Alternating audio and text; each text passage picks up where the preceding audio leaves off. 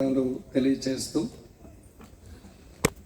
2 సంవత్సరాల క్రిందట ఇలాంటి సమావేశానికి రావటం జరిగింది.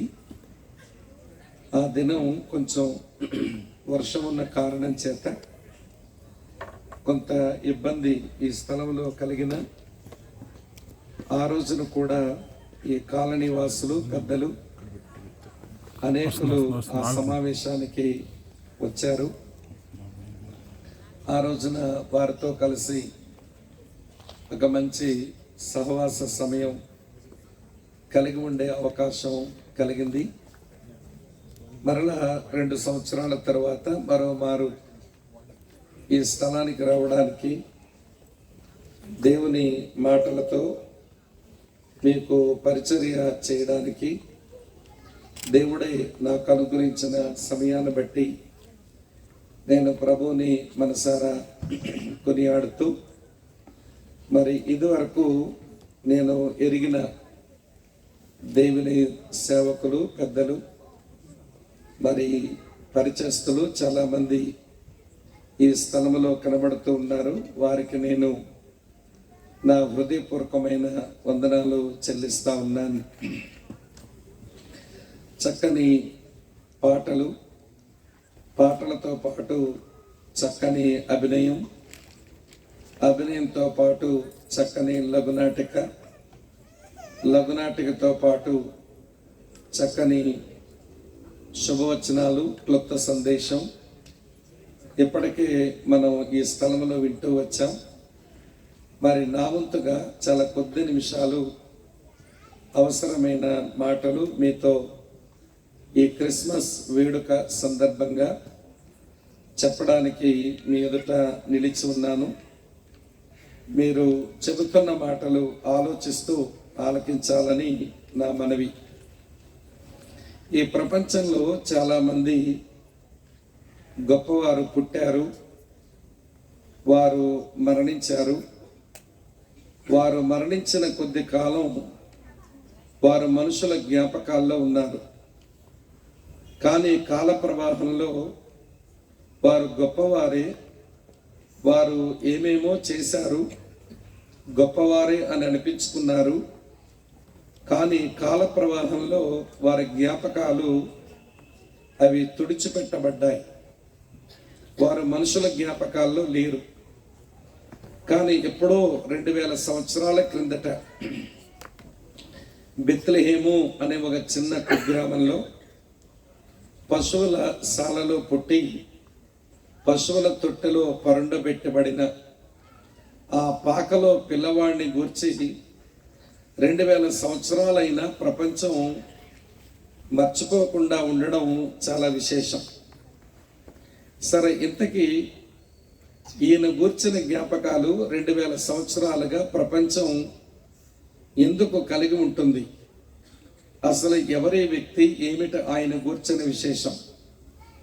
ఆయనను ఎరిగిన వారికి ఆయన ఒక విశిష్టమైన వ్యక్తి. ఆయనను ఎరగని వారికి ఆయన ఒక వివాదాస్పదమైన వ్యక్తి. ఆయన ఎరుగుదాము అని ప్రయత్నం చేసేవారికి ఆయన ఒక విచిత్రమైన వ్యక్తి. ఇలా చాలా మాటలు చెప్పుకోవచ్చు. కానీ సరే, ఈ విశిష్టమైన వ్యక్తి జననాన్ని, ఆయన పుట్టుక చుట్టూ ఉన్న అనేకమైన సంఘటనలను అంత ప్రత్యేకంగా ఎందుకు జ్ఞాపకం చేసుకుని ఈ వేడుకలు సంబరాలు చేస్తున్నారు? పోనీ ఆయన ఎప్పుడైనా నేను ఒక మంచి గాయకుడను, నేను చాలా బాగా పాటలు పాడతాను కనుక నా జ్ఞాపకాలు మీరు ఉంచుకోండి అని ఏ ఘంటసాల లాగనో లేక ఏ లతా మంగేష్కర్ లాగనో ఏమంటే పాడి నేను గాయకుడును అని ఇప్పుడు ఆయన పరిచయం చేసుకోలేదు. ఆయన నోట ఏ పాట రాలేదు. ఎప్పుడో మరణించక మునుపు ఆయన ప్రయాణం చేసి ఒక తోటకు వెళుతూ ఏదో ఒక చిన్న పాట పాడుకున్న సంఘటన బైబిల్లో ఉంది తప్ప ఆయన ఎప్పుడు పాటలు పాడి తన గాత్రంతో మనుషుల హృదయాలను రంజిల్లింప చేసినటువంటి రుజువులు ఒక్కటి కూడా లేదు. అంటే ఆయన గాయకుడు కాడన్నమాట. పోనీ ఆయన ఏమైనా ఇలాంటి సంగీత వాయిద్యాలు చేత పట్టుకొని చక్కని వాయిద్యాన్ని వాయించి మనుషులను సంతోషపెట్టిన సంగీత విద్వాంసుడు అని అనుకుందామా అంటే, ఆయన చేతిలో ఎప్పుడు ఒక మ్యూజికల్ ఇన్స్ట్రుమెంట్ పెట్టుకొని వాయించి మనుషుల హృదయాలను సంతోషపరిచిన రుజువు కూడా లేదు. గాయకుడు కాదు, సంగీత విద్వాంసుడు కాదు. పోని ఆయన ఎప్పుడైనా ఒక చక్కని కవిత రాసి మనుషులను సంతోషపెట్టిన పోని ఒక రచయిత అని అనుకుందామా అంటే, ఆయన చేతిలో కలం పట్టుకుని ఒక కవిత రాసినటువంటి రుజువులు కూడా లేవు. పోని నేను ఒక రాజకీయ నాయకుడని, నేను ఒక పార్టీ పెట్టాను, నా పార్టీ సిద్ధాంతాలు ఇలా ఉంటాయి అని చెప్పి తన పార్టీ యొక్క మేనిఫెస్టోని రిలీజ్ చేసిన ఒక రాజకీయ నాయకుడుగా తను ఎప్పుడు పరిచయం చేసుకోలేదు. ఆయన ఒక రాజకీయ నాయకుడు కూడా కాదు. పోనీ నేను ఒక సాంఘిక సంస్కరణకర్తను, సమాజంలో అట్టడుగున ఉన్న మనుషులను నేను బాగు చేసి సమాజంలో కలుపుతాను, నేను ఒక సోషల్ వర్కర్ని అని చెప్పి పోని ఆయన ఎప్పుడైనా పరిచయం చేసుకున్నాడా అంటే ఆ పని కూడా ఎప్పుడైనా చేయలేదు. పోని ఆయన నేను డబ్బుల గురించి చాలా మాటలు చెప్పాను, నేను ఒక ఎకనమిస్ట్ని, నేను ఒక ఆర్థికవేత్తను, పైసల గురించి చాలా చెప్పాను కాబట్టి నన్ను అలా మీరు అర్థం చేసుకోండి అని అంటాడు అనుకుంటే, ఆయన ఒక ఎకనమిస్ట్గా కూడా పరిచయం చేసుకోలేదు. మరి ఇంతకీ ఏమి కాని మనిషిని 2000 సంవత్సరాలుగా ఈ పాకలో పుట్టినోడికి ఈ పండగలేంటో ఇది కొంచెం మనం ఆలోచించాలి కదా ప్రియులారా. ఆయన గాయకుడు కాదు, కానీ ఒక విశేషం చెప్పను, ఆయన గాయకుడు కాకపోయాడు కానీ ఆయన మీద పాడబడిన పాటలు ఎన్ని భాషల్లో ఎన్ని కోట్ల పాటలు ఉన్నాయో లెక్క కట్టలేము. పోనీ ఆయన సంగీత విద్వాంసుడు కానే కాదు, కానీ ఆయన మీద వ్రాయబడిన పాడబడుతున్న పాటలకు సంగీత సాకారం అందించడం కొరకు ప్రపంచంలో కనిపెట్టబడుతున్న సంగీత సాధనాలు లెక్క పెట్టలేనన్ని తయారవుతూ వచ్చాయి. పోని ఆయన రచయితన అంటే కాడనట్టుగానే ఉన్నాడు. మరి ఆ విడ్డూరం ఏంటో కానీ ఆయన మీద వ్రాయబడిన పుస్తకాలు ఎన్ని భాషల్లో ఎన్ని కోట్ల పుస్తకాలు ఉన్నాయో చెప్పలేము. ప్రియులారా వినండి, ఆయన పాలిటీషియన్ కాదు, కానీ ఆయన చెప్పిన మాటలను తీసుకుని కొన్ని దేశాలకు రాజ్యాంగాలు రాసుకున్నారు. ప్రియులారా, ఆయన ఒక పాలిటీషియన్ కూడా కాకపోయాడు. ఇట్లా నేను చెప్పుకుంటూ పోతే ఏమీ కానట్టు ఉన్న ఈయన్ను 2000 సంవత్సరాలుగా ఆయన బర్త్డేను ఎందుకు ఇలాగ సెలబ్రేట్ చేస్తున్నారు, ఏమిటి ఆయన విశేషం, ఎవరెవరో ఏమేమో ఆయన గురించి చెప్పారు, అవన్నీ పక్కన పెడదాం. అసలు ఆయన ఈ లోకములో ఆయన ఈ లోకములో ఉన్నప్పుడు ఆయన తన గురించి తాను చెప్పుకున్న ఏదైనా ఒక మంచి మాట ఉందా ప్రియులారా? ఆయన గురించి చెప్పుకున్న ఒక మాట జ్ఞాపకం చేస్తాను. ఆయన గురించి ఎవరెవరో ఏమేమో అన్నారు, కానీ ఆయన భూమి మీదకి వచ్చిన తర్వాత ఆయన మనుషుల మధ్యలోనికి వెళ్ళి పరలోక సంబంధమైన సత్యాలు చెప్పేయడానికి ఆయన మొదలుపెట్టిన పనిలో తన గురించి తాను ఒక మాట ఇలా చెప్పుకున్నాడు. బైబిల్లో యోహాను సువార్త అనే పుస్తకం ఉంటుంది. అందులో 1వ అధ్యాయం 51వ వచనంలో ఆయన తన గురించి తాను ఇలా చెప్పుకున్నాడు. ఏమన్నాడో తెలుసా అండి?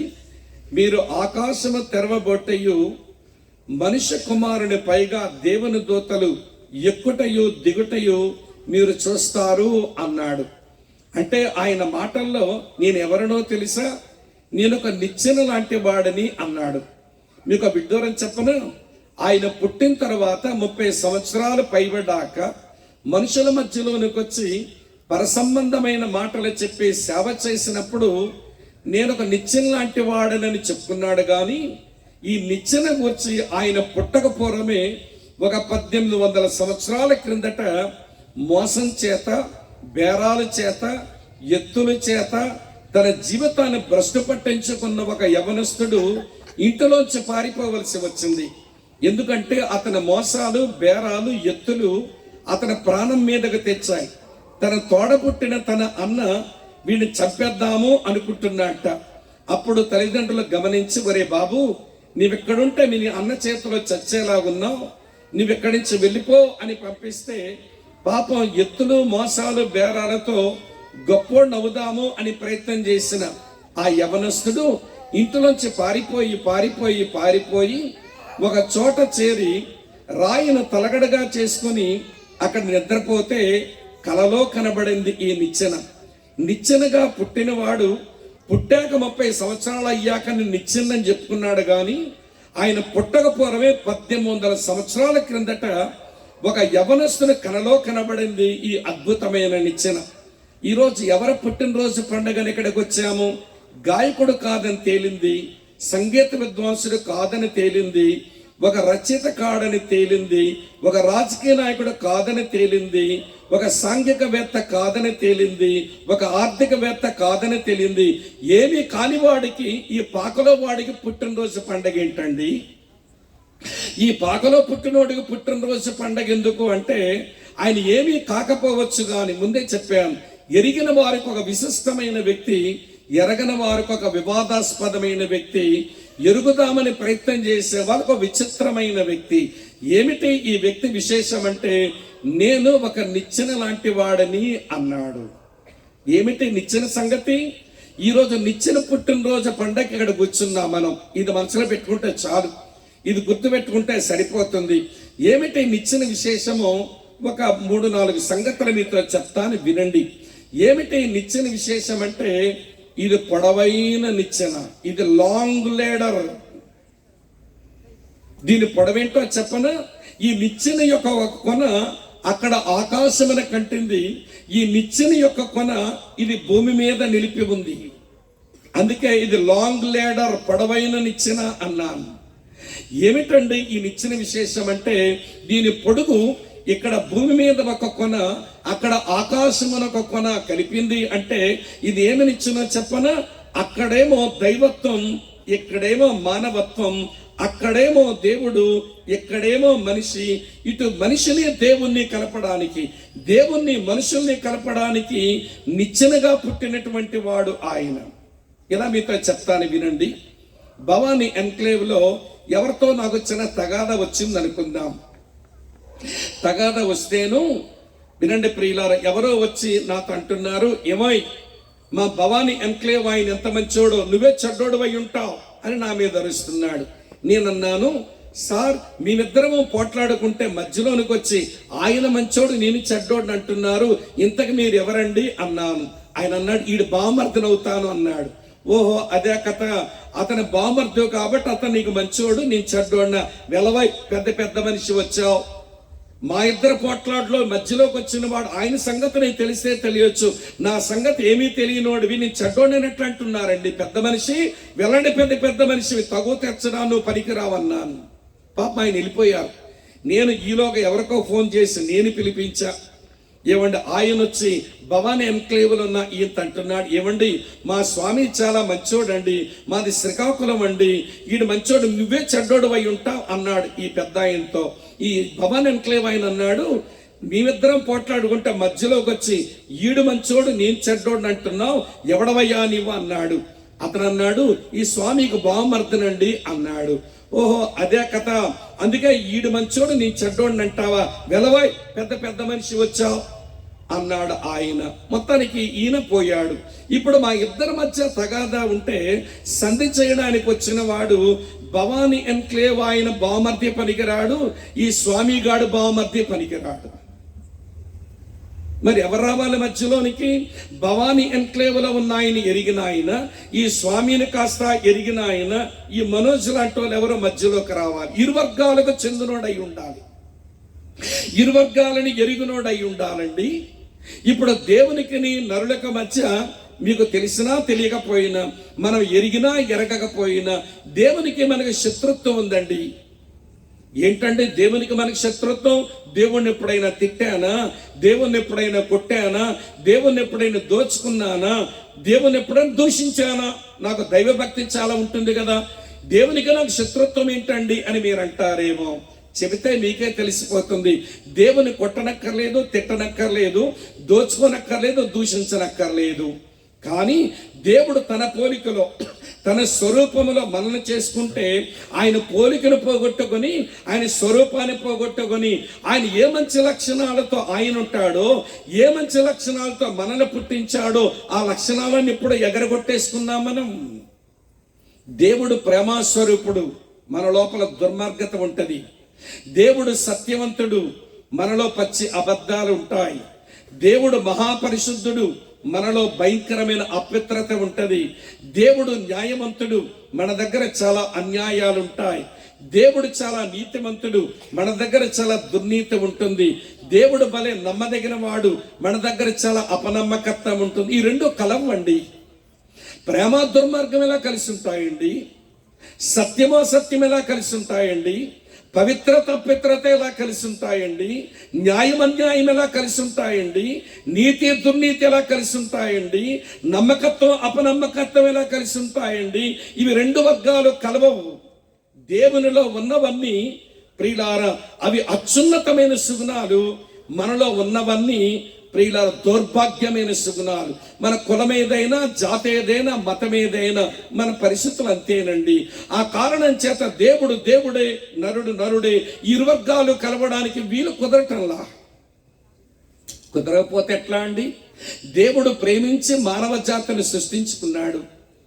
మనమంతా ఆయన పిల్లలం. ఇప్పుడే స్వామినాథం అని చెప్పారు, మనమంతా దేవుని పిల్లలమండి. ఏవో అభిప్రాయాలు బట్టో లేక ఏదో అవగాహన బట్టో ఆ మాత్రం వేరువేరుగా మనకు కనబడితే కనబడవచ్చునేమో కానీ మనమంతా దేవుని పిల్లలం. ఆయన పోలికలో ఆయన స్వరూపంలో సృష్టించబడిన వారం కనుక మనల్ని వదులుకోలేకపోతున్నాడు. మనల్ని తనతో కలుపుకుందామని ప్రయత్నం చేస్తున్నాడు. ఎట్లా కలుపుకోగలుగుతాడు? అటు దేవుడు ఇటు పాపి, ఈ ఇరు వర్గాలు కలవాలి అని అంటే, అటు దేవుడు ఇటు మానవుడు ఇరు వర్గాలు కలవాలంటే కలపడానికి వచ్చిన వాడు దైవత్వానికి దేవుడై ఉండాలి, మానవత్వానికి మనిషి అయి ఉండాలి. దైవత్వానికి దేవుడై ఉండాలి, మానవత్వానికి మనిషి అయి ఉండాలి. అలా వచ్చినటువంటి వాడు ఈ క్రిస్మస్ బాలుడు. దైవత్వానికి దేవుడు, మానవత్వానికి మనిషి. అందుకే ఆయన పేరు ద్విస్వభావ సంభూతుడు. ఇంగ్లీషులో హైపోస్టాటిక్ యూనియన్ వన్ అంటారు. ఒక దైవిక వ్యక్తిలో దైవ స్వభావం, ఒక దైవిక వ్యక్తిలో మానవ స్వభావం మిళితమైన ఒక అసాధారణమైన వ్యక్తి ఈ క్రిస్మస్ బాలుడు. ఇంకా మీతో చెప్పనా, ఆ దేవుడు మానవుడిగా ఉండడానికి, దేవుడు అంటే spirit being, God is spirit. మరి తను మానవుడు కావడం ఎట్లా జరుగుతుందనంటే, కన్య మరియ పొట్టలో ఆయన రక్తమాంసములు తీసుకొని నీలాంటి నాలాంటి రక్తమాంసములు గలవాడైన నరుడుగా ఈ లోకానికి వచ్చినాడు. అందుకే ఆయన పేరు దైవనరుడు. ఈ పొడవాటనిచ్చిన అటు దైవత్వానికి దేవుని కలుసుకునేది, ఇటు మానవత్వానికి మనుషులు కలుసుకునేది ఎక్కడ ఒక కొన అక్కడ ఒక కొన ఉంది. ఇది పొడవాటనిచ్చిన. అక్కా చెల్లి తమ్ముడన్న వింటున్నారా? ప్రపంచం 2000 సంవత్సరాలుగా ఆయన ఒక ఫిజిషియన్ అయితే ఎప్పుడో మర్చిపోయి ఉండేదండి. ఆయన ఒక మ్యూజిషియన్ అయితే ఎప్పుడో మర్చిపోయి ఉండేదండి. ఆయన ఒక సింగర్ అయితే ఎప్పుడో మర్చిపోయి ఉండేదండి. ఆయన ఒక ఆథర్ అయితే ఎప్పుడో మర్చిపోయి ఉండేదండి. ఒక పాలిటీషియన్ అయితే ఎప్పుడో మర్చిపోయి ఉండేదండి. ఆయన ఒక సోషల్ వర్కర్ అయితే ఎప్పుడో మర్చిపోయి ఉండేదండి. ఆయన ఒక ఎకనమిస్ట్ అయితే ఎప్పుడో మర్చిపోయి ఉండేదండి. ఈయన అందరిలాంటోడు కాడు. ఆయన హైపోస్టాటిక్ యూనియన్ వన్, దుస్వభావ సంభూతుడు. దేవుణ్ణి నరులను కలపడానికి వచ్చిన, వినండి ప్రియులు, ఒక పొడవాటనిచ్చిన ఆయన. అందుకనే ఒక వేదాంత పండితుడు ఇలా రాశాడు. 1 తిమోతి పత్రిక 2:5 ఉంటుంది. దేవుడు ఒక్కడే, దేవునికి నరులకును మధ్యవర్తి ఒక్కడే, ఆయన క్రీస్తు యేసును నరుడు. అక్కా చెల్లి తమ్ముడన్నా వింటున్నారా? ఈ పొడవాటనిచ్చిన, అక్కడని ఎక్కడని కలపడానికి వచ్చిననిచ్చిన, పరిశుద్ధ దేవుణ్ణి పాపాత్ములైన మనుషుల్ని కలపడానికి వచ్చిననిచ్చిన. ఇంతకంటే ఎక్కువ చెప్పలేను, సరిపోతుంది. ఆలోచన మీ మనసులో పడనివ్వండి. ఎందుకంటే ఈయన బర్త్డే సెలబ్రేషన్ ఇట్లా చేస్తున్నారు?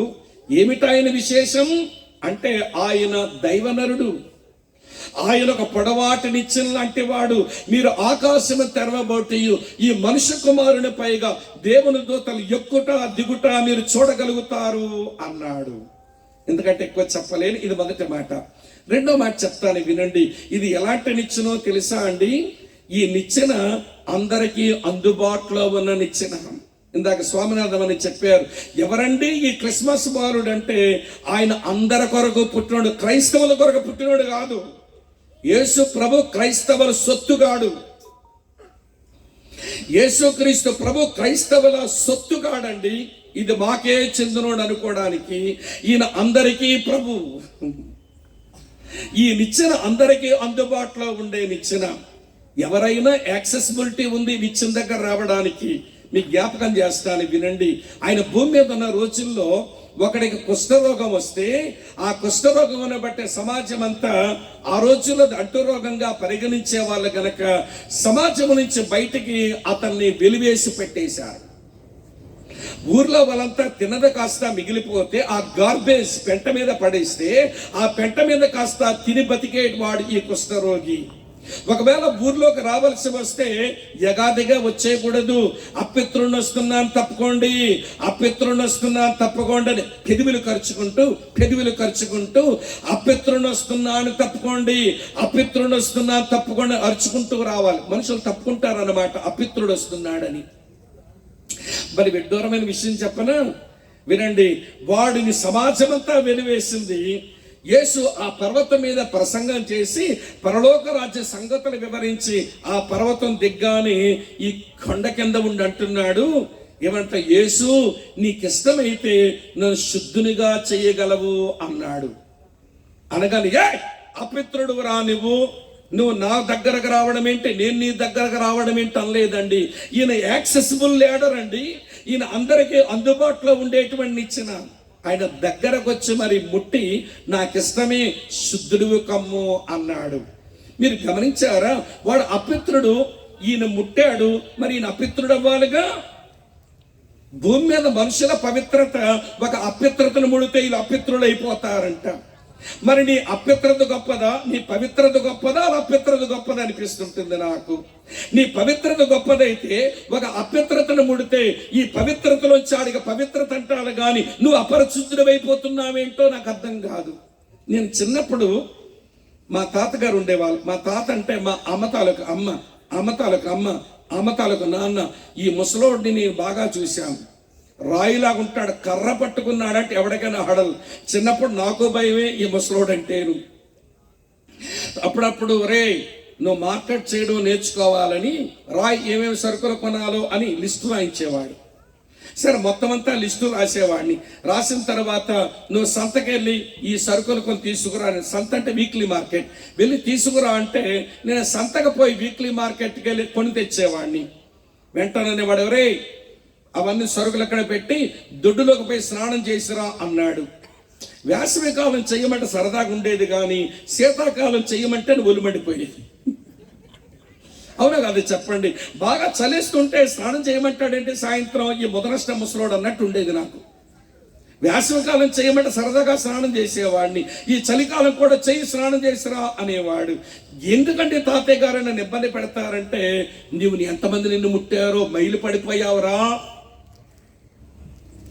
నేను సంతలో చాలా మందికి తగిలుంటారు, తక్కువ కులస్తులు కలిసి ఉంటారు, ఏమంటే అప్యత్రంగా జీవించిన తగిలుంటారు. నువ్వు లోపలికి ఎట్లా వస్తావురా, స్నానం చేయి అనేవాడు. ఇక ఏం చేస్తాం, పెద్ద ఆయనతో ఏం పోట్లాడుకుంటా, ఇదే చూపించాలి కదా. చలేసినా దొడ్డులో స్నానం చేసి వచ్చేవాడిని. ఒకరోజు నా బాగా ఒళ్ళు మండింది. జనవరి మాసంలో స్నానం చేయమంటున్నాడు. ఒళ్ళు మండితే నేను అన్నాను, తాతయ్య గారు స్నానం చేస్తాను కానీ ఒక చిన్న మాట అన్నాను. ఏంటి అన్నాడు. నేను మైలు పడిపోయాను, స్నానం చేయమంటున్నారు.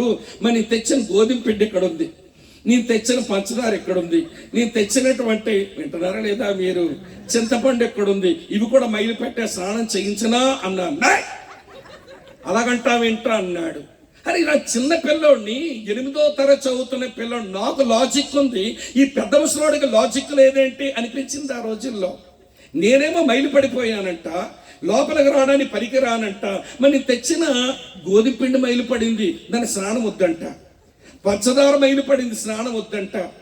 చింతపండుకు మైలు పడింది, స్నానం వద్దంట. అవి లోపల పెట్టి వాడుకుంటాడంట ముసలాయన. నేను మాత్రం మైలు పడిపోయానంట.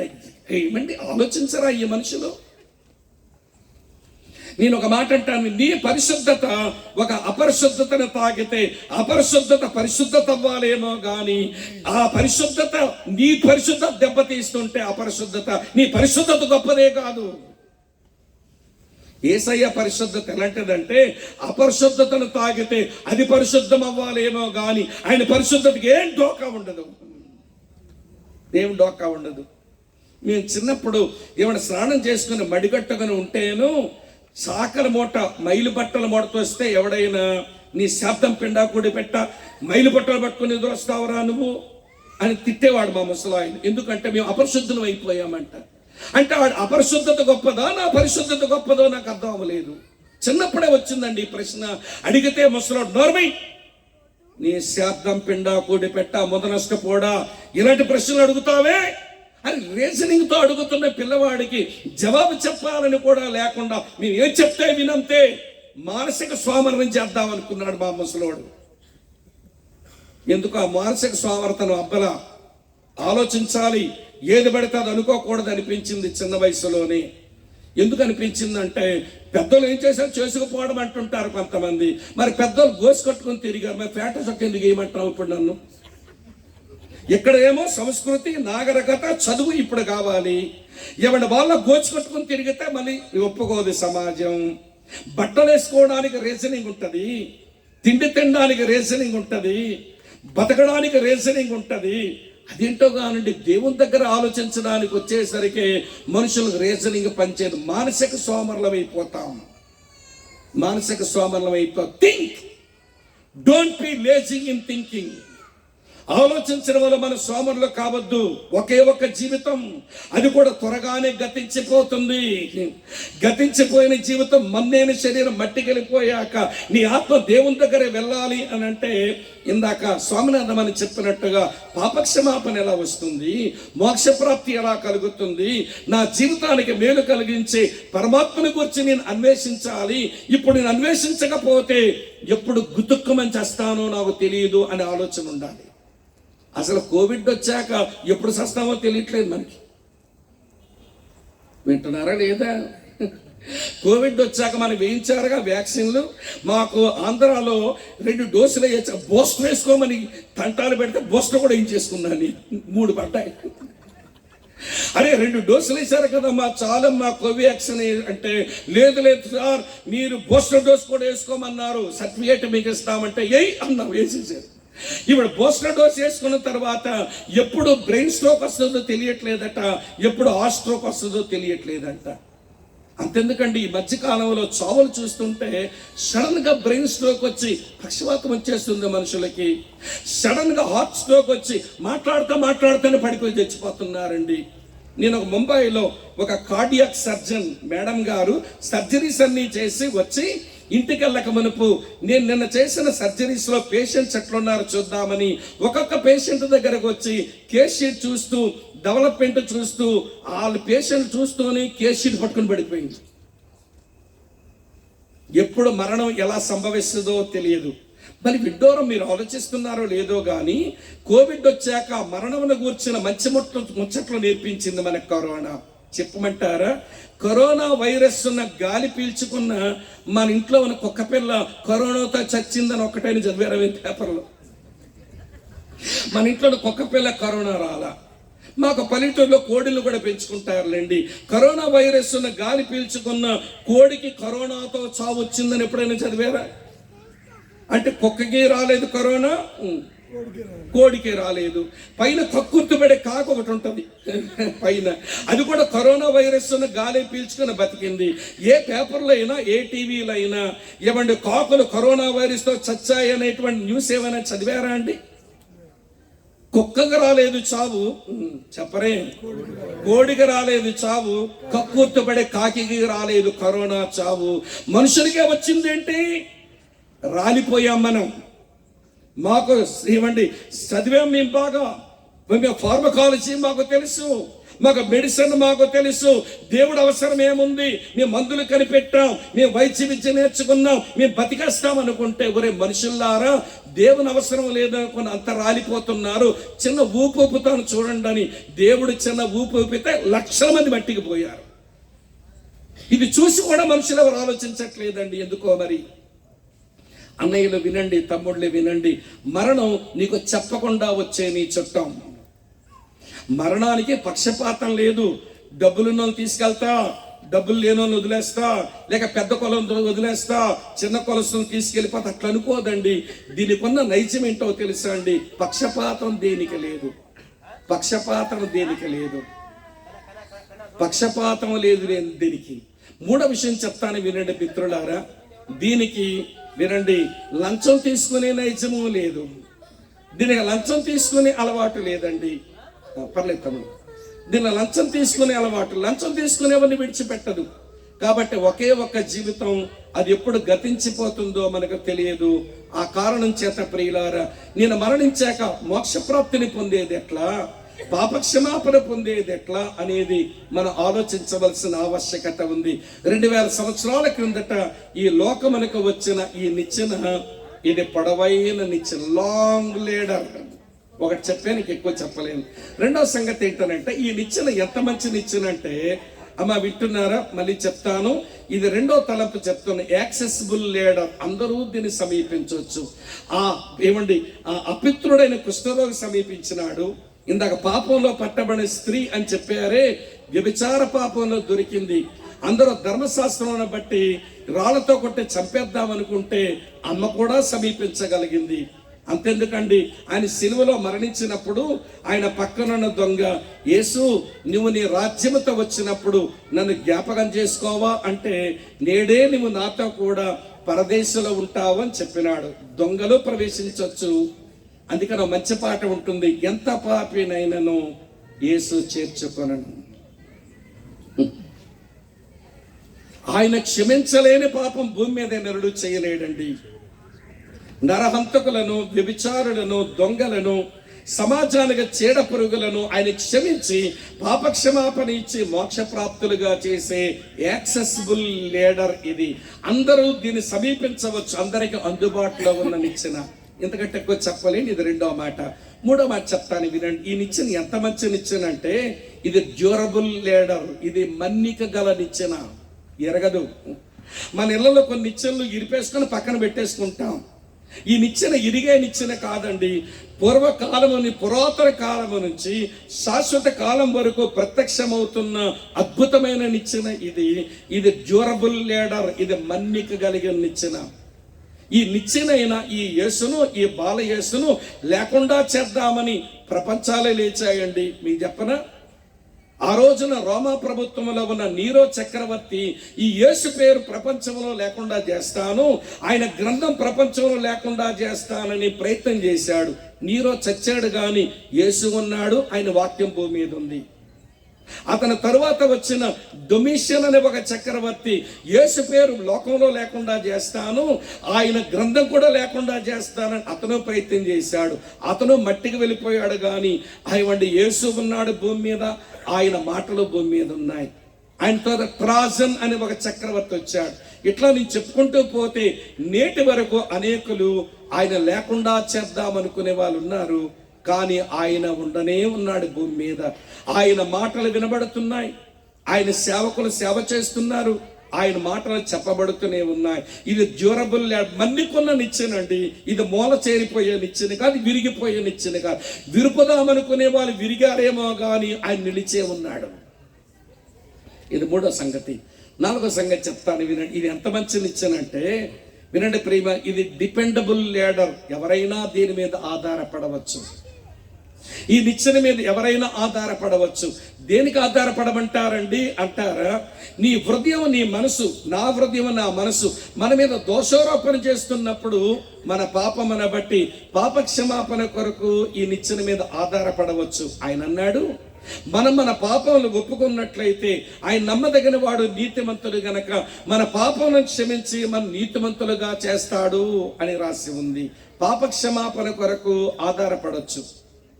ఈ లోకములో శ్రమ శోధనలు అందరికీ వస్తాయండి, సర్వసాధారణం. యేసుని నమ్మితే శ్రమ శోధన ఉండదని ఎవడు చెప్పకూడదు కూడాను. ఆయనే చెప్పాడు, మీకు శోధన వస్తుంది అయితే మీరు భరించగలిగిన శోధన కంటే ఎక్కువైన శోధన మీకు కలిగించను, శోధనతో పాటు తప్పించుకునే మార్గాన్ని కలిగిస్తాను అన్నాడు. 1 కొరింథీ 10:13 అయితే శోధనలు కలిగినప్పుడు, శ్రమలు కలిగినప్పుడు ఆయన మీద ఆధారపడవచ్చు, శోధన నుంచి తప్పిస్తాడు. అలాగనే కొంతమందికి స్థిరమైన జీవితం కొరకు ఆధారపడాలనుకుంటారు. ఆధారపడండి, ఆయన స్థిరపరుస్తాడు. 2 తెస్సలోనిక పత్రికలో 3:3 రాసి ఉంటుంది, అయితే ప్రభువు నమ్మదగిన వాడు, ఆయనే మిమ్మల్ని స్థిరపరిచి ప్రతి దుష్టత్వం నుంచి కాపాడును అని రాసి. స్థిరపరచువాడు ఆయన. ఇలా మీతో చెప్తాను వినండి. మాకు విజయనగరంలో కోరుకొండ సైనిక్ స్కూల్ ఉంటుంది. ఈవెన్ ఇండియాలో అన్ని రాష్ట్రాల నుంచి వారి పిల్లలను సైనిక్ స్కూల్లో జాయిన్ చేసుకోవాలని ఎంత తిప్పలబడుతుంటారో తెలియదు. ఆ ప్రాంతంలో కోరుకొండ గ్రామానికి సర్పంచ్ మునసబు గారు ఒక ఆయన ఉండేవాళ్ళు, నిష్ట కలిగిన బ్రాహ్మణుడు. అతని భార్య లక్ష్మి ఆంటీ చాలా నిష్ట కలిగింది. ఆమెకు 4 పిల్లలండి. 4 పిల్లలైతేను చిన్నవాడు భలే తుంటరోడు అన్నమాట. ఈ చిన్నవాడు ఎట్లాంటి వాడు అంటే, ఎంత తుంటరోడు అంటే తాటి చెట్ల కింద కూర్చుంటాడు. దేనికి? పాలు తాగడానిక? మీకు అర్థమై ఉంటుంది. కళ్ళు తాగుతూ ఉంటాడు. అరే, బ్రాహ్మణ కుటుంబంలో పుట్టి నువ్వేంట్రా నాయన గ్రామస్తులు ఆ చవకబారు చిల్లర మనుషుల దగ్గరికి వెళ్ళి తాటికల్లు తాగి తంటాలు తెస్తుంటావని ఆ ఇంటిల పాది చాలా బాధపడేవాళ్ళు. చివరికి పేకాడుతాడు, వాళ్ళతో పోట్లాడి తెస్తాడు. ఎవరో ఆడపిల్లనేది ఏడిపిస్తాడు, వాళ్ళతో పోట్లాడి తెస్తాడు. చివరికి ఆంటీ లక్ష్మి ఆంటీ విసిగిపోయింది. తిట్టినా వీడు మారడంలా, కొట్టినా వీడు మారడంలా, అన్నయ్య తిడుతున్నాడు మారడు, అక్క చెల్లెలు ఏడుస్తున్నారు మారడు, నేను తిడుతున్నాను మారడు, అసలు ఆయనేమో చచ్చిపోయాడు, నాకు ఈ బాధ మిగిల్చినాడని లక్ష్మి ఆంటీ చాలా బాధపడుతూ వాళ్ళ తమ్ముడు విశాఖపట్నం నుంచి వస్తేను, అతని పేరు ప్రసాద్, ఒరే ప్రసాద్, నీ మేనల్లుడి సంగతి ఏంటో నాకు అర్థం కావడం లేదురా. వాడేమో కళ్ళు తాగడానికి పోతాడు, వాడేమో సిగరెట్లో కూడా అలవాటు పడ్డాడు, వాడేమో భయంకరమైన ఈ వ్యసనాలకు లోనైపోయాడు, చెడ్డ పేరు వస్తుందిరా, మీ బావగారి పేరు పాడు చేస్తున్నాడు రా, వీడు మార్చేది ఎట్లరా ప్రసాద్ అంటే, ప్రసాద్ గారు అన్నారట, అక్క నేను ఒక చిన్న పని చెప్తాను, నీ కొడుకు స్థిరపడాలంటే, నీ కొడుకు బాగుపడాలంటే ఒక చిన్న పని చెప్తానక్క, చేస్తావు అన్నాడు. నా కొడుకు బాగుపడ్డమే ముఖ్యంగా, చెప్పి ఏం చెప్తే అది చేస్తానంది. ఏం లేదక్క, నా దగ్గర బైబిల్ ఉంటుంది కదా అనగానే ఒళ్ళు మండింది దేవుడికి. ఏరా, ఆ బైబిల్ నా చేతిలో పెడతావా అని అంటే, మరి నీ కొడుకు బాగోవాలంటే విను మరి అన్నాడు. సరే, కొడుకు బాగోవాలని ఆశ ఉంది కనుక చెప్పరా అంది. ఏం లేదక్క, ఈ బైబిల్లో సామెతల గ్రంథం ఉంటుందక్క, నువ్వు రోజుకు ఒక 5 వచనాలు చదివి అందులో ఒక వచనమే వీడికి చెప్పి మహేష్ గారికి, నీవేమో 5 వచనాలు చదివి ఒక వచనమే వాడికి చెబితే దేవుడు స్థిరపరుస్తాడు, అక్కడ జీవితం మారుతుంది అంటే, మరి కొడుకు మారాలని ఆశ ఉంది కదా, నిష్ట కలిగిన బ్రాహ్మణ సహోదరైన ఆ బైబిల్ని సామెతల గ్రంథంలో రోజుకు 5 వచనాలు చదవడం, ఆడుకో వచనం చెప్పడం, రోజుకు 5 వచనాలు చదవడం, ఆడుకో వచనం చెప్పడం, 5 వచనాలు చదివితే ఈవిడ ఆసక్తి పెరిగి అధ్యాయాలు చదవడం మొదలెట్టింది. అధ్యాయాలు చదవడం మొదలుపెట్టే కొన్ని మాటలు చెబుతా ఉంది. ఒరే, జీవితం అంటే ఇదిరా అని చెప్తూ ఉంటే వినండి ప్రియమైన స్నేహితులారా, ఒక అద్భుతమైన రోజున ఈ మహేష్ తన హృదయంలో దేవునికి చోటిచ్చి, అమ్మా నేనొక తల్లివైన నిన్ను, తండ్రిని ఎలాగ ఆయన పరువు నేను తీయలేను, కుటుంబాన్ని నేను ఏడిపించలేను, నా జీవితం మారాలనుంది, నాకు నేనుగా కూడా మారలేను, ఒక అసాధారణమైన శక్తి నా లోపలికి వస్తే గాని మారలేను, ఆ శక్తి యేసు వల్ల దొరుకుతుందని నువ్వు చెప్పిన మాటలు మనకు అర్థమైంది, నేను నమ్ముకుంటానమ్మని నమ్మాడు, మారు మనసు పొందాడు. ఇక్కడ మహేష్ జీవితం చూస్తారా ప్రియులారా, మార్పు వచ్చింది. ఊరోళ్ళంతా చి ఈడుదొక బతుక, మా ఊర్లో చెడబుట్టాడు వీడు అనేవాళ్ళు, బతికితే మహేష్లా బతకాలన్నట్టు తయారవ్వడం మాత్రమే కాదు స్నేహితులారా, బట్ వరల్డ్ విజన్ ఆఫ్ ఇండియాలో ఉద్యోగం చేశాడు. దాని తర్వాత దానికి అసోసియేట్ డైరెక్టర్ హోదాకి వెళ్ళాడు. ఈ రోజు లండన్లో ఉండి ఉద్యోగం చేస్తూ తన కుటుంబానికి, సమాజానికి ప్రయోజనకరమైన వ్యక్తిగా మారాడు.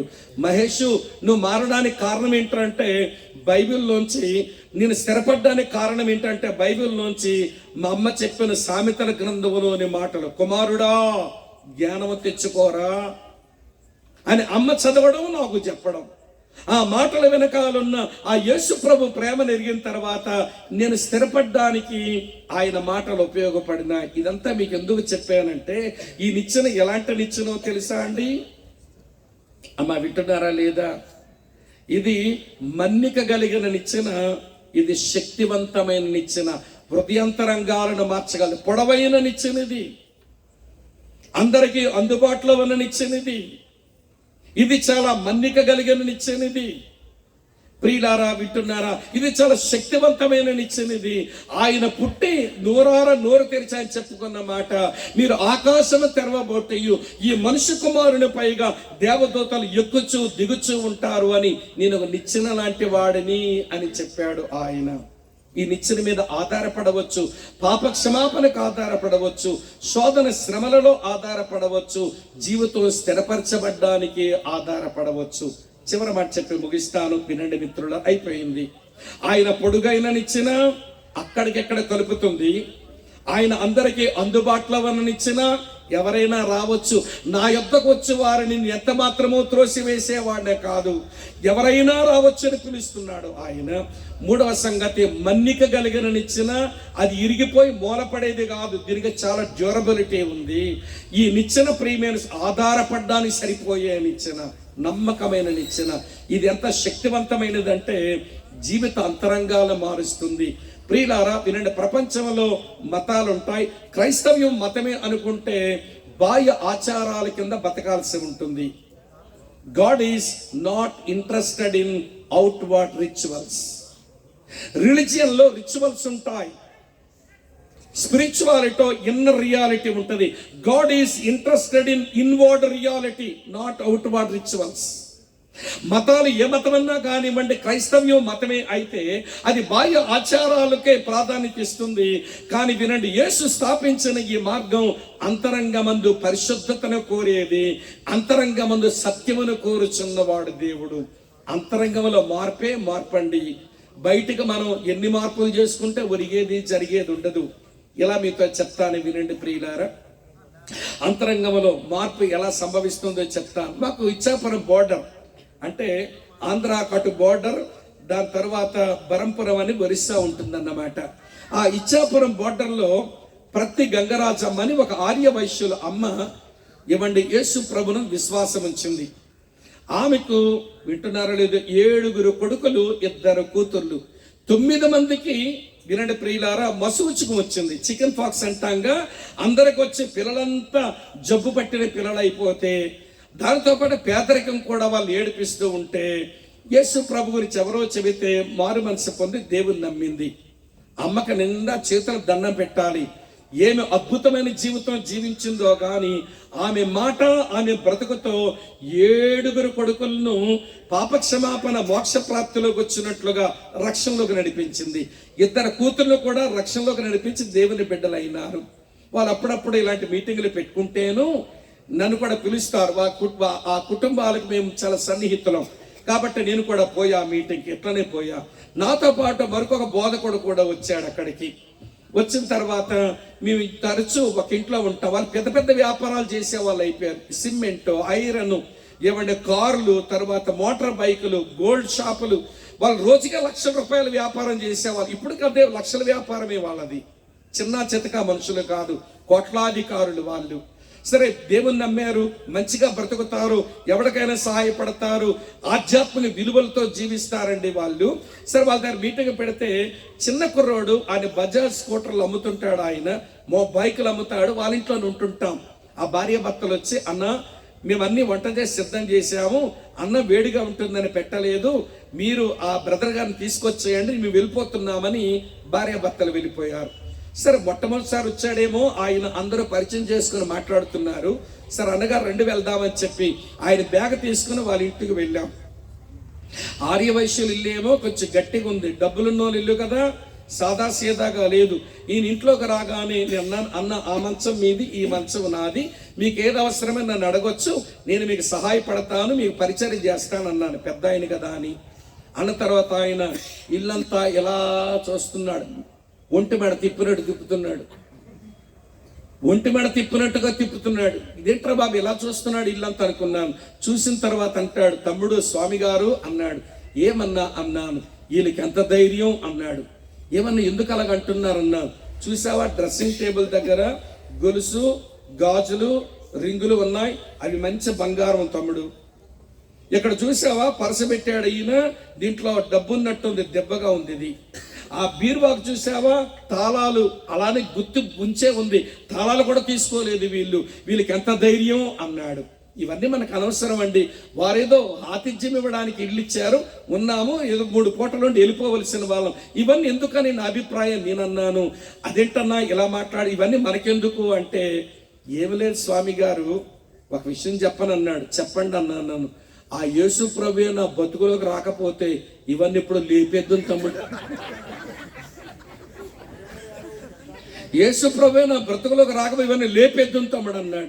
అదేంటన్నా అలాగంటున్నారు అంటే, అప్పుడు కళ్ళల్లో నీళ్లు తిరుగుతున్నాయి. నీకు నవ్వొచ్చినట్టు నాకు నవ్వొచ్చింది. కానీ అతను ఏడుస్తూ అంటున్నాడు, దొంగల కుటుంబంలో పుట్టాను స్వామి. స్టూవర్ట్పురం, మా అమ్మ దొంగ, మా నాన్న దొంగ. చెన్నై నుంచి ఇటు విజయవాడ వరకు, విజయవాడ నుంచి ఇటు హైదరాబాద్ వరకు రైలు బండిల్లోకి పోయి జోబులు కత్తిరించుకుని, బ్యాగులు కత్తిరించి, మెడలో గొలుసులు కత్తిరించుకున్న దొంగ నేను. దేవుని సువార్త మాట విన్నాక, ఆ యేసు ప్రభు నా జీవితంలో తెచ్చుకున్నాక, ఆయన ఎంత ఎఫెక్టివో కానీ, ఎంత ప్రభావం కలిగిన వాడో కానీ నా అంతరంగం మార్చిన తర్వాత ఇప్పుడు దొంగతనం చేయడానికి అన్ని అందుబాటులో ఉన్న దొంగతనం చేయబుద్దే ఎట్లా? యేసు ప్రభువుని నమ్ముకోవడం అంటే మతం పుచ్చుకోవడం కాదు. తెలియని వాళ్ళ మాట అనుకుంటా.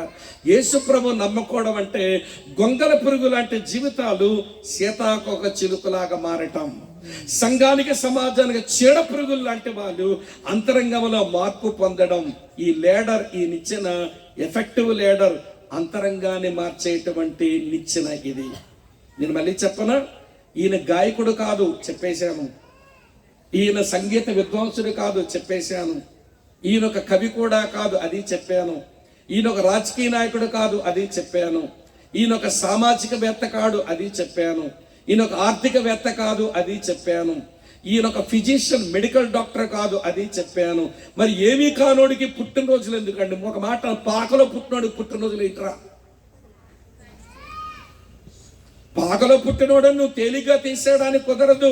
నీకు ఏది కాదనిపించుకుంటూ పక్కనే ఆలోచించు. ఆయన ఒక్క పాటైనా పాడలేదు కానీ ఆయన మీద కొన్ని కోట్ల పాటలు వచ్చినాయి. ఒక పుస్తకమైనా రాయలేదు కానీ ఆయన మీద కొన్ని కోట్ల పుస్తకాలు వచ్చినాయి. ఒక సంగీత వాయిద్యం వాయించలేదు కానీ ఆయన మీద పాడే పాటలు కోట్ల వాయిద్యాలు పుట్టాయి. ఆయన రాజకీయ నాయకుడు కాదు కానీ చెప్పిన మాటలు కొన్ని దేశాలకు, రాజ్యాంగానికి పనికొచ్చినాయి. ఆయన సామాజికవేత్త కాడు కానీ సమాజం నుంచి వెలువేయబడిన మనుషులను సమాజం తీసుకొచ్చి బతుకునిచ్చినటువంటి వాడు ఆయన. ఇంతకే ఆయన ఒక్క మాటలో తన గురించి చెప్పుకున్నాడు, నేనెవరినో తెలుసా, నేను ఒక నిచ్చెన లాంటి వాడను. మీరు ఆకాశం తెరవబట్టు ఈ మనుష్య కుమారుని పైగా దేవదూతలు ఎక్కుచు దిగుచు ఉండుట మీరు చూస్తారు. నేను ఎలాంటి నిచ్చెనంటే పొడవైన నిచ్చెను, పరలోకాన్ని భూలోకాన్ని కలిపే నిచ్చెను నేను, పాపిని పరిశుద్ధ దైవత్వాన్ని కలిపే నిచ్చెను నేను. అలా కలపడానికి సిలువ వరకు వచ్చి మనుషులందరి పాపం నా మీద మోసుకొని సిలువలో బలైపోయిన నిచ్చెను నేను అందరికీ అందుబాటులో ఉన్న నిచ్చె. ఎవరైనా నా దగ్గర రావచ్చు. నేను క్షమించలేని పాపం అంటూ ఏ నరుడు చేయలేడు. నేను అన్ని పాపములు క్షమించడానికి, మనుషుల పాపక్షమాపణ బలైపోవడానికి వచ్చిన నిచ్చెన నేను మన్నిక కలిగిన నిచ్చెను. ఇరిగిపోయి మూల చేరిపోయేవాడిని కాదు. పురాతన కాలం నుంచి శాశ్వత కాలం వరకు ప్రత్యక్షమవుతున్న నిచ్చెన నేను ఆధారపడడానికి సరిపడా నిచ్చెన నా మీద ఆధారపడండి పాపక్షమాపణ కొరకు అన్నాడు. నా మీద ఆధారపడండి శోధన శ్రమలకు అన్నాడు. నా మీద ఆధారపడే స్థిరమైన జీవితం కొరకు అన్నాడు. ఆయన శక్తివంతమైన నిచ్చెన అంతరంగాలు మార్చడానికి వచ్చిన నిచ్చెన నేను మతం పెట్టడానికి వస్తే బాహ్యాచారాలు చెప్పేవాడిని. అప్పుడు నేను ఎవరికి వివాదాస్పదమైన వ్యక్తిని కాను. అంతరంగంలో స్వభావం మారమంటున్నాను. అందుకే నేను వివాదాస్పదమైన వ్యక్తిని అయిపోయాను. నేను ముందే చెప్పాను, ఎరిగిన వారికి విశిష్టమైన వ్యక్తి, ఎరగని వారికి వివాదాస్పదమైన వ్యక్తి, ఎరుగుదామనుకునే వాళ్ళకి ఆశ్చర్యకరమైన వ్యక్తి. ఆయన మనుషుల జీవితాలను ఆశ్చర్యంగా మార్చేవాడు. ఈ స్టూవర్ట్పురము దొంగ అతను మారి అంటాడు, తమ్ముడు విషయం తెలుసా, విశాఖపట్నం సింహాచలం సింహద్రప్ప నెత్తి మీద కిరీటం కొట్టేశాను నేను. ఒక డిఎస్పి గారు మీటింగ్ లో కూర్చున్నప్పుడు చెప్పే, ఇంకో డిఎస్పి గారు తెలుసు ఆ కిరీటం కొట్టేసింది నేనే, కుదరదు జైలు నుండి మన బయటకు వచ్చేసాను. మరి ఇప్పుడు దొంగతనం చెయ్యవే? నా అంతరంగంలో పరివర్తన వచ్చింది, నేను చెయ్యలేను ఇప్పుడు. నా స్వభావాన్ని మార్చినాడు నా దేవుడు, చేయలేను ఇప్పుడు. కనుక ప్రియ స్నేహితులారా, భవానీ ఎన్క్లేవ్ పెద్దలారా, తండ్రులారా, ఎవరి పుట్టినరోజున ఇక్కడ కూర్చున్నామనంటే నీ కొరకు అవతరించిన ఒక నిచ్చెన పుట్టినరోజున ఇక్కడ కూర్చున్నాం. ఆ నిచ్చెనంత అద్భుతమైన నిచ్చెన చెప్పాను. చివరికి ఒక 3 మాటలు చెప్పి ఆపేస్తాను. ప్రతి క్రిస్మస్లో 3 రకాల మనుషులు ఉంటారు. మొదటి రకం మనుషులు ఎవరంటే, సత్యం వాళ్ళు ముందుకు వచ్చినప్పుడు అన్వేషిస్తారు. అన్వేషించిన తర్వాత సత్యం దగ్గరకు వచ్చి ఆరాధిస్తారు. ఆరాధించిన తర్వాత సత్యానికి అర్పించుకుంటారు. వాళ్ళకి దేవుడు పెట్టిన పేరు జ్ఞానులు అంది. ప్రతి క్రిస్మస్ లో జ్ఞానులు ఉంటారు. భవానీ ఎన్క్లేవ్ లో జరుగుతున్న క్రిస్మస్ లో జ్ఞానులు ఉంటారండి ఖచ్చితంగా. సత్యం వాళ్ళ ముందుకు వచ్చింది, ఆలోచిస్తారు, ఆలోచించి ఆరాధిస్తారు, ఆరాధించి అర్పించుకుంటారు. వాళ్ళ క్రిస్మస్ లో జ్ఞానులు. ఇదొక గుంపు. ప్రతి క్రిస్మస్ లో 2వ గుంపు ఉంటుంది. వాళ్ళు ఎవరంటే, సత్యం వాళ్ళ ముందుకు వస్తే సత్యాన్ని చంపేసి సమాధి కడదామనుకుంటారు. వీళ్ళకు బైబిల్ దేవుడిచ్చిన పేరేంటనంటే, వీళ్ళు హేరోదీయులు, హేరోదు తెగకు చెందిన వాళ్ళు.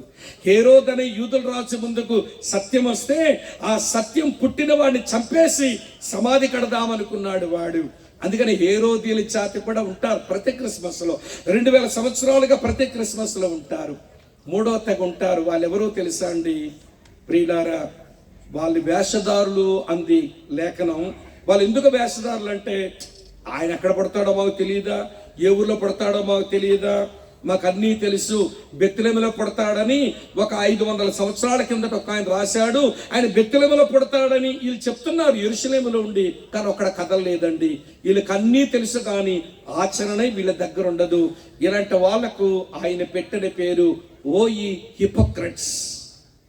అయ్యో వేషధారులారా, మీకు సత్యం తెలుసు కానీ తటస్థంగా ఉంటారు. అక్కా చెల్లి తమ్ముడన్న వినండి, స్పందించువారు జ్ఞానులు, ప్రతిఘటించువారు హేరోదీయులు, తటస్థంగా ఉండే వాళ్ళు వేషధారులు. ప్రతి క్రిస్మస్ లో ఉంటారు, ఇక్కడ కూడా ఉంటారు, ఇప్పుడు ఉంటారు, రేపు ఉంటారు, మళ్ళీ కూడా ఉంటారు. కనుక ఈ రాత్రి వేళ భవానీ ఎన్క్లేవ్ లో జరుగుతున్న క్రిస్మస్ వేడుకలో జ్ఞానులై పాపక్షమాపణ నుండి పరలోక రాజ్యానికి వారసులై అంతరంగములో పరివర్తన చెంది కుటుంబానికి, సంఘానికి, సమాజానికి ప్రయోజకులుగా ఉండాలని ఆశించి ఈ నిచ్చెన మీ ముందు సాక్షాత్కరించింది. ఆ నిచ్చెన గురించి ఆలోచించండి, అన్వేషించండి, ఆరాధించండి, అర్పించుకొనండి. ఆ రోజున జ్ఞానులు బంగారం, బోలము, సంబ్రాన్ని అర్పించారు. ఈ రోజు మన దగ్గర నుంచి కోరుతున్నది మన ప్రాణం, మన ఆత్మ, మన శరీరాలు అర్పించుకోమని కోరుతున్నాడు. అలా అర్పించుకున్న వారు ధన్యులయ్యారు, అవుతున్నారు, అవుతారు చాలా మంది. అట్టి కృప దేవుడు మనందరికి అనుగ్రహించాలని మనస్ఫూర్తిగా కోరుకుంటూ, దేవుడు మిమ్మలను, మీ కుటుంబాలను ఆశీర్వదించి 2025 సంవత్సరంలో కూడా మిమ్మలను, మీ కుటుంబాలను ఆయన 2 చేతులు ఇచ్చి ఆశీర్వదించి మిమ్మల్ని వర్ధిల్ల చేయాలని హృదయపూర్వకంగా కోరుకుంటూ ప్రార్థించి మిమ్మలను విడిచిపెట్టేస్తాను. అధ్యక్షుల వారికి మైక్ అప్పగిస్తాను. తల్ల వంచుదామా, కళ్ళు మూసుకుందామా? చిన్న ప్రార్థన. తల్ల వంచడం ఆయన గౌరవించడం, ఇందులో ఏమి జిమిక్కిలు లేవు. కళ్ళు మూసుకోవడం ఏకాగ్రత కొరకు. అలా తల వంచి కళ్ళు మూసుకుని ఆలోచిస్తారా? ప్రపంచమంతా ఏమిటి క్రిస్మస్ వేడుకలు? ఎవరండి ఈయన? ఏమీ కానట్టు కనబడుతున్నాడే, కానీ ఏదో అయ్యున్నాడు ఆయన. ఆయన మాకు విశిష్టమైన వ్యక్తి అంటున్నారు ఎరిగిన వాళ్ళు. ఈయనొక వివాదాస్పదమైన వ్యక్తి అంటున్నారు ఎరగని వాళ్ళు. ఈయనొక విచిత్రమైన వ్యక్తి అంటున్నారు అన్వేషించే వాళ్ళు. అక్క, చెల్లి, తమ్ముడు, అన్న, మనం ఏదో ఒక కోవకు చెందిన వాళ్ళం అవుతాం. ఈ రాత్రి వేళ ఒక్క 2 నిమిషాలు మీరు ఆలోచిస్తూ కూర్చుంటారా? ఆలోచిస్తూ ఆయన సంధిలో కూర్చుంటారా? ఒక మాట మీ జ్ఞాపకం చేస్తాను. బాబు, చాలా విషయాలు విన్నాము, ఇంకా ఆలోచించడమే బాకీ, ఆలోచిస్తాము అనే విషయం మీరు ఆలోచనలో పడితే, ఒక చక్కని వేదాంతం ఎరిగిన ఆయన ఇలా పాడాడు.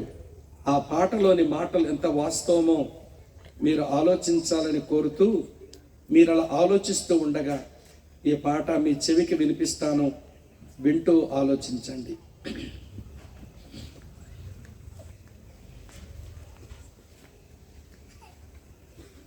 జన్మంబుతోనే పాపీవి నీవు, నీతిమంతుడే లేడు. జన్మంబుతోనే పాపీవి నీవు, నీతిమంతుడే లేడు. కామ క్రోధ లోభ మోహ పాపపుడాగునివే. కామ క్రోధ లోభ మోహ పాపపుడాగునివే. తిరుగో నీ హృదయ ద్వారంబు నీడే, ప్రభు యేసునందే రక్షణ కలదు. నిర్లక్ష్యముగా జీవించనేలా, నిర్లక్ష్యముగా జీవించనేలా. చేయువాది నీ తోడి కొరకై, పరమోన దేవుడ ఆయాత్తపడుము. తెరువు నీ హృదయంబును. ధర్మ కర్మల వస్త్రంబు నీవు కప్పుకొన్న దాగము. ధర్మ కర్మల వస్త్రంబు నీవు కప్పుకొన్న దాగము. నీ పాపమును కడిగి నీతిగా తీర్చే ఔషధం ఏమీ లేదు. నీ పాపమును కడిగి నీతిగా తీర్చే ఔషధం ఏమీ లేదు. తెరువు నీ హృదయ ద్వారంబు నీడే, ప్రభు యేసునందే రక్షణ కలదు. నిర్లక్ష్యముగా జీవించనేలా, నిర్లక్ష్యముగా జీవించనేలా. వేచియున్నది తీర్పు నీ కొరకై, పరమోన దేవుడ ఆయాత్తపడుము. తెరువు నీ హృదయంబును. ఒప్పుకొనుము నీ పాపములను, అపరాధి నంచు వీడు. ఒప్పుకొనుము నీ పాపములను, అపరాధి నంచు వీడు. తన రక్తమందు గడుగును నిన్ను, రక్షణ నొందెదము. తన రక్తమందు గడుగును నిన్ను, రక్షణ నొందెదము. తెరువు నీ హృదయ ద్వారంబు నీడే, ప్రభు యేసునందే రక్షణ కలదు. నిర్లక్ష్యముగా జీవించనేలా, నిర్లక్ష్యముగా జీవించనేలా. వేచియున్నది తీర్పు నీ కొరకై, పరమోన దేవుడ ఆయాత్తపడుము. తెరువు నీ హృదయంబును. రేపేమి సంభవించునో మనకు తెలియదు. ఇదే మీకు అనుకూలమైన సమయం, ఇదే రక్షణ దినం. దేవుడు తన మాటలు మన చెవిన పడేశాడు. ఆలోచించడం ఇక మన వంతు, ఆరాధించడం మన బాధ్యత, అర్పించుకోవడం మన భాగ్యం. ఈ క్రిస్మస్లో జ్ఞానులమై దీవించబడదాం. అన్నగారు, నీవు దీవించబడి నీ కుటుంబానికి నువ్వు దీవెన అందించవలసిన వాడివి. అక్కగారు, నీవు ఆశీర్వదించబడి నీ కుటుంబానికి ఆశీర్వాదం అందించవలసిన దానవు. అట్టి కృపను దేవుడు ఇవ్వడానికి ఇష్టపడుతుండగా నీ ముందు వేయబడిన ఈ కృపానిచ్చిన, నువ్వేసింది కాదు, మన కృషితో కలిగిన నిచ్చెన కాదు, దేవుని కృపతో కలిగిన నిచ్చెన నీ ముందు నీ కొరకు వేయబడింది. ఒక్కొక్క మెట్టు ఎక్కువ చేరవలసిన నిత్యత్వానికి చేరుకుంటావు. ఏసే ఆ నిచ్చెన. నేను కొద్ది నిమిషాలు వివరించాను, శ్రద్ధగా విన్నారు. మీకు నా నిండు హృదయపూర్వకమైన వందనాలు మీరు చెల్లిస్తూ ప్రార్థన చేసుకుని మీ కొరకు ప్రార్థన చేసి ఈ కూడిక ముగింపుకు తీసుకుని వస్తాను. పరమ తండ్రి, మీకు స్తోత్రాలు చెల్లిస్తూ ఉన్నాం. 2000 సంవత్సరాల క్రిందట ప్రపంచపు నడిబొడ్డున బెత్లెహేమనే కుగ్రామంలో పశువుల శాలలో పుట్టి పాకలో పరుండబెట్టబడిన నీకు 2000 సంవత్సరాలైన ఈ నీ జన్మదిన వేడుకలు లోకం ఎందుకు చేసుకుంటుందో మేము ఆలోచించే క్రమంలో మా కొరకు మా ముందు వేయబడిన కృపానిచ్చెనమని మేము అర్థం చేసుకుని ఈ నిచ్చెన యొక్క ఔన్నత్యాన్ని అర్థం చేసుకుని మా హృదయాలు నీకు అర్పిస్తున్నాం, మా దేహాలు మీకు అర్పిస్తున్నాం, మా ప్రాణం మీకు అర్పిస్తున్నాం. స్వీకరించండి, మమ్మల్ని ఆశీర్వదించండి. తద్వారా మా కుటుంబాలు ఆశీర్వదించబడినట్లు మమ్మలను నీ దీవెనకు పాత్రలుగా చేయండి. ప్రయాసపడిన లిటిల్ ఫ్లాక్ను బట్టి మీకు వందనాలు. పరిచర్య చేస్తున్న బిడ్డలను బట్టి మీకు వందనాలు. భవానీ ఎన్క్లేవ్లో ఉన్న పెద్దలు, నాయకులు చాలా మంది చోటుకొచ్చారు, కుటుంబాలుగా చేరి వచ్చారు. నాయన, ప్రతి వారిని పేరు పేరున దీవించండి. వారి కుటుంబాలను అక్కరల అవసరాలు తీర్చండి. నాయకులను వారికి మంచి నాయకత్వ భవిష్యత్తు ఇవ్వండి. ఉద్యోగస్తులను ఆశీర్వదించి వారికి తోడై ఉండండి. వ్యాపారాలు చేస్తున్న వారి వ్యాపారాలు వృద్ధిపరచండి. చదువుకునేటువంటి పిల్లలకు మంచి జ్ఞానము, జ్ఞాపక శక్తి, ఆసక్తినిచ్చి వర్ధల చేయండి. ఎవరైనా బలహీనతలతో, రోగాలతో బాధపడుతుంటే వారిని కనికరించి జ్ఞాపకం చేసుకోండి. ఎవరైనా కోర్టు సమస్యలతో సతమతమైపోయి నెమ్మది లేకుండా బ్రతుకుతుంటే గొప్ప పరిష్కారం ఇచ్చి వారికి నెమ్మది దయచేయండి. ప్రభా, మెట్టుకు వారి కుటుంబాలు శాంతి, సమాధానం, ఆశీర్వాదాలతో వర్ధిల్లినట్లు మీ కృపాకార్యం చేయండి. మేలుతో నింపండి.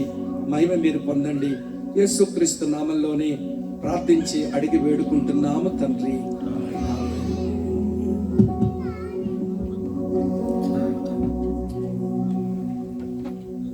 థ్యాంక్ యూ అన్న. ఈరోజు ఎంతో ఆశీర్వాదకరముగా భవానీ ఎన్క్లేవ్లో మనందరికీ కూడా దేవుడు అనుగ్రహించిన ఈ మంచి సందేశాన్ని బట్టి దేవుడికి వందనాలు. అన్నకు కూడా ఎంతో ప్రయాసతో తను చెప్పింది ఒక ఏదో పై మాటలు, సందేశం కాదు, తన హృదయాంతరాలలోంచి చెప్పిన ఈ మాటలు భవానీ ఎన్క్లేవ్లోంచి అనేక మంది ఉన్నతమైన స్థానానికి వెళ్ళాలని, మన భవానీ ఎన్క్లేవ్లో పిల్లలు మంచి చదువుల్లో, జ్ఞానములో అభివృద్ధి పొందాలని, భవానీ ఎన్క్లేవ్లో ప్రతి ఇంటిలో శాంతి, సమాధానము, నెమ్మది ఉండాలని మేము ప్రార్థిస్తా ఉన్నాం.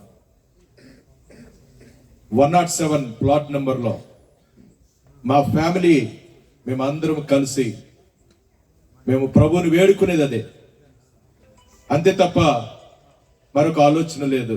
మిమ్మల్ని అందరినీ మేము ప్రేమిస్తున్నాం. నిజముగా చెప్తున్నాను, మన కాలనీలో ఎంతో గొప్ప ఉన్నతమైన స్థితికి వెళ్ళే మన బిడ్డలు భవిష్యత్తు ఉండాలని అన్న ప్రార్థిస్తూ వచ్చారు. నా మనసులో యాక్చువల్గా ఉండింది, అన్న మా భవానీ ఎన్క్లేవ్ గురించి ప్రార్థన చేయండి. ఎంతో మంది వాళ్ళ కుటుంబాలలో శాంతి, నెమ్మది లేదు.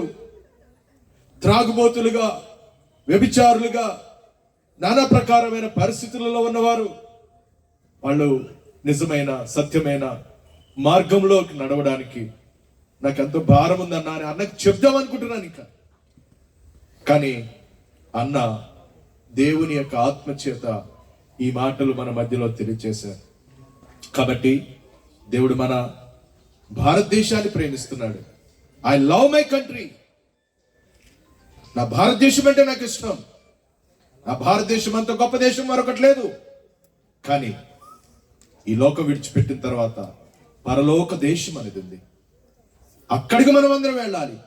నా మనసులో ఒకటే ఆశ ఏమిటంటే, మతమును పాటిస్తూ ఈ లోకములో కొట్టుమిట్టాడుతున్న ప్రజలారా, ఈ లోకం విడిచిపెట్టిన తర్వాత నీ మతము నిన్ను కడతేర్చదు. కేవలం యేసుక్రీస్తు ప్రభువారిని ఆయన నమ్ముకున్న వారు ఆ పరలోక దేశంలో చేరతారనే సత్యమే.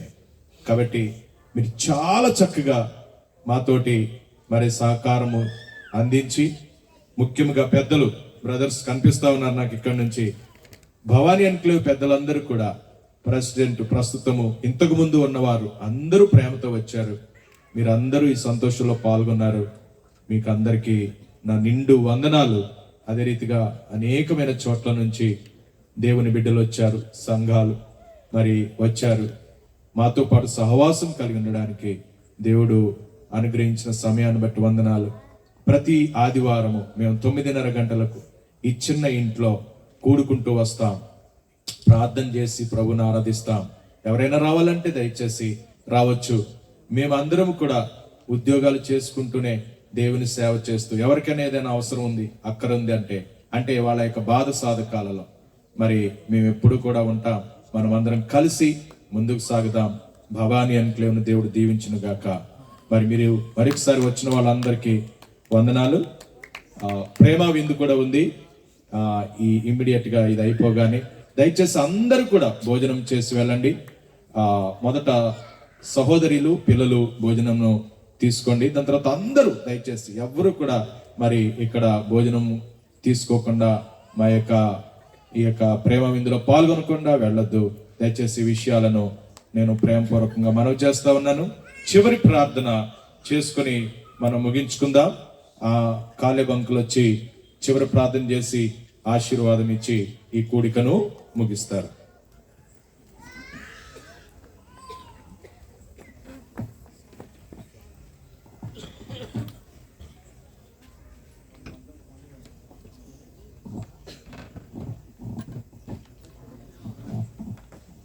ప్రేమగల పరలోకపు తండ్రి, మీ ఘనమైన పాదములకు స్తోత్రాలు, వందనాలు చెల్లిస్తుంటున్నాం. సృష్టికర్త అయిన దేవుడు, సర్వలోకమును ప్రేమించిన దేవుడికి స్తోత్రాలు. సర్వకృపాన్ని దేవుడు తండ్రి, అందరిని సృష్టించి అందరిని ప్రేమించిన దేవుడు, సర్వలోకం కొరకు మీ ప్రాణాన్ని బలిగా అర్పించిన దేవుడు, మా పాపములను విడిపించడానికి కొరకు దయగల తండ్రి మన క్షమాపణ కలిగించడానికి, మా శిక్ష భరించి సిలువలో రక్తం కార్చి చనిపోయి సమాధి చేయబడి తిరిగి లేచినందుకు స్తోత్రాలు. మరణాన్ని గెలిచి లేచిన సజీవుడైనటువంటి దేవుడు మీకు స్తోత్రాలు. అందరిని ఆహ్వానిస్తున్నారు. ప్రయాసపడి భారం మోసుకున్న సమస్త జనులారా నా యుద్ధకు రండి, నేను మీకు విశ్రాంతి కలగజేతున్నాను. సర్వలోక రక్షకుడు మీకు స్తోత్రాలు. మీ విశ్వాసం ఇచ్చిన వారందరికీ ఈ ఆశీర్వాదం అనుగ్రహించే దేవుడికి స్తోత్రాలు. ఈ మాటలు మా హృదయాల్లో భద్రపరచండి. దయగల తండ్రి, భూలోకము నుండి పరలోకానికి వెళ్ళడానికి కొరకు మార్గమైన ఈ నిచ్చెనను దేవన్ తండ్రి నమ్మి ఆశ్రయించి దయగల ప్రభా మీ ద్వారా నిత్య జీవాన్ని, నిత్య రాజ్యాన్ని పొందుటకు సాయించింది. దయగల ప్రభా ఇక్కడ చేరి వచ్చిన ప్రియులందరి కొరకు స్తోత్రాలు. కాల నివాసులందరినీ కొరకు మేము ప్రార్థన చేస్తున్నాం. మీ ఆశీర్వాదం దయచేయండి. నీ మాటలు మా హృదయాల్లో ఫలింపు చేయండి. ఈ లోకం యొక్క వ్యర్థత నుండి తప్పించి నిత్య రాజ్యం కొరకు సిద్ధపరచండి. నన్ను మమ్మలను మీ కృపగల స్థలకు అప్పగించుకుంటూ మిగిలిన సమయం కూడా దీవెనకరంగా చేయమని, మీ ఆశీర్వాదం అనుగ్రహించమని, దీవెనలతో పంపించమని, ఈ ప్రాంతాల్లో తండ్రి మీరు ఆరంభించిన ఈ కార్యం మీరు అభివృద్ధిపరిచి మీ ఉన్నత ఉద్దేశం నెరవేర్చుకొని ఆశీర్వాదకరంగా చేయమని వందనాలు చెల్లిస్తూ యేసుక్రీస్తు ప్రభువారి నామమున ప్రార్థించి అడుగుతున్నాం తండ్రి. మన తండ్రి అయిన దేవుని ప్రేమ, యేసుక్రీస్తు ప్రభువారి కృప, పరిశుద్ధాత్మ సహవాసము ఇక్కడ చేరినటువంటి మనకు పరిశుద్ధులందరికీ సదాకాలం తోడై ఉండి కాపాడును గాక. ఆమేన్. మా దేవుడవై మాకిచ్చితివి ఎంతో గొప్ప శుభదినము. మా దేవుడవై మాకిచ్చితివి ఎంతో గొప్ప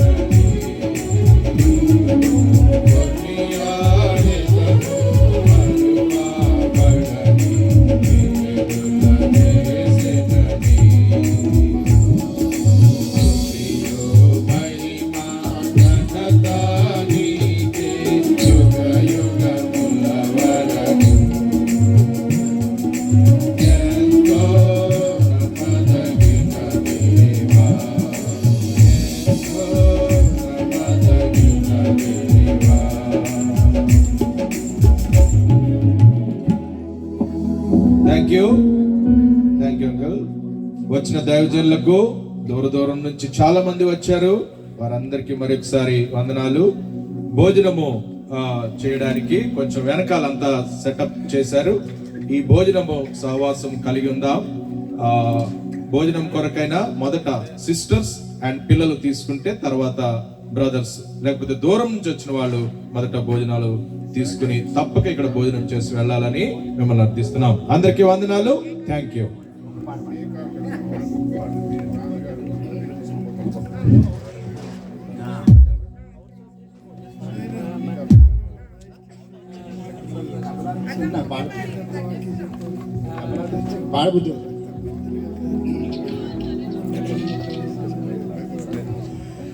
పాడెద దేవా నీ కృపలం నూతన గీతములం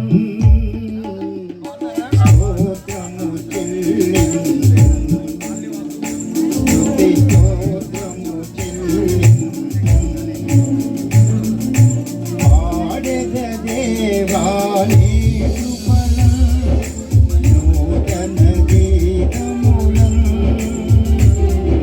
స్తోత్రము చెల్లించెదను, స్తుతి స్తోత్రము చెల్లించెదను.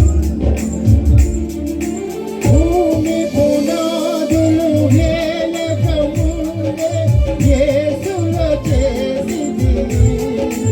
ఆ భూమి పునాదులు వేయకముందే యేసులో చేసితివి.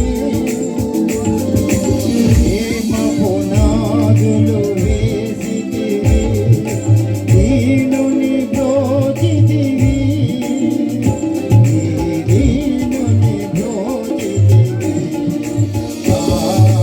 పాడెద దేవా నీ కృపలం నూతన గీతములం స్తోత్రము చెల్లింతుము, స్తుతి స్తోత్రము చెల్లింతుము. ద్రవిమల రక్తము కలువరి సిలువలు కలునకు నీచితివి. ఆ ద్రవిమల రక్తము కలువరి సిలువలు కలునకు నీచితివి. ప్రేమ కృపామక ధైర్యములాగు పాపము తుడిచితివి, మా పాపము తుడిచితివి. పాడెద దేవా నీ కృపలం పాపము శాపము నరకపు వేదన మరి తొలగించితివి. పాపము శాపము నరకపు వేదన తొలగించితివి. అపరాధములతో చచ్చిన మమ్ము బ్రతికించితివి. దేవ మమ్ము బ్రతికించితివి. పాడెద దేవా నీ కృపలం నూతన గీతములం స్తోత్రము చెల్లింతుము. దేవుని రాజ్యపు వారసుడనుగా నీకులో చేసితివి. ఆ దేవుని రాజ్యపు నీకులో చేసితివి. చీకటి రాజ్యపు శక్తుల నుండి నన్ను విడిపించితివి.